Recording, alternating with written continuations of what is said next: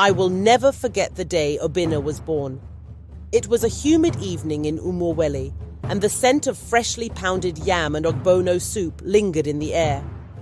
The midwives had gathered in Neka's hut, singing songs of strength and welcoming. But when the baby arrived, silence swallowed the room. His shadow did not lie still like other children's. It stretched and moved, as though it had a will of its own. At first, only Neka, his mother, noticed. She kept it to herself, hoping it was a trick of the lantern light. But as the days passed, others saw it too. The shadow sometimes lagged behind him or curled in the wrong direction when the sun set. The village elders were called to witness it. Baba Ikemefuna, the oldest among them, stroked his grey beard and muttered, "The spirits have marked this child." Whispers spread through the village like harmattan dust. Some said Obinna was a cursed child, an omen of misfortune. Others feared he had been touched by the gods and must be sent away to the sacred grove. Neka, a woman of fierce heart, refused to let them take her only son. "He is a child like any other," she cried. "You fear what you do not understand."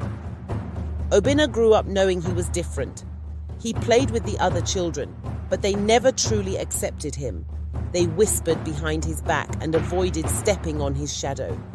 Yet despite their fear, no harm ever came from it. The shadow did not speak, not yet. One year, when Obinna was 13, the village faced a great drought. The stream dried up and the yam tendrils withered. The people of Umuowele gathered every morning at the village square to pray to Amadioha, the god of justice, and Anyanwu, the sun deity. But the sky remained empty of rain.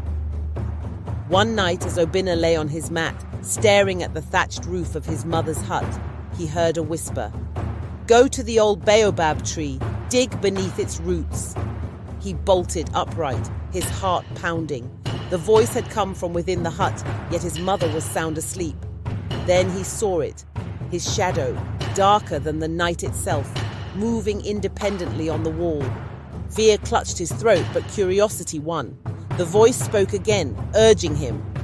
The next morning, Obinna went to Baba Ikemefuna.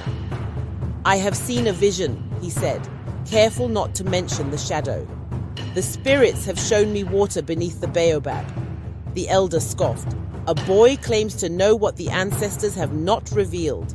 Be careful, Obinna." But Obinna was insistent. The village had nothing to lose.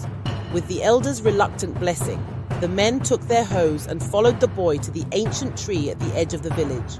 They dug, and by evening the earth wept. A hidden spring burst forth, cold and clear. The village rejoiced, dancing and singing Obinna's name. Yet, as the villagers celebrated, Baba Ikemefuna watched Obinna closely. "You are no ordinary child," he said. "What else does your vision tell you?" Obinna hesitated. He feared what they would do if they knew the truth, that his shadow had spoken. But as he looked around, seeing the joy he had brought, he realized that sometimes fear must be faced head-on. "The shadow speaks," he admitted. "It told me where to find the water." The elder's face darkened. "Then you carry a great burden, my son. This is only the beginning.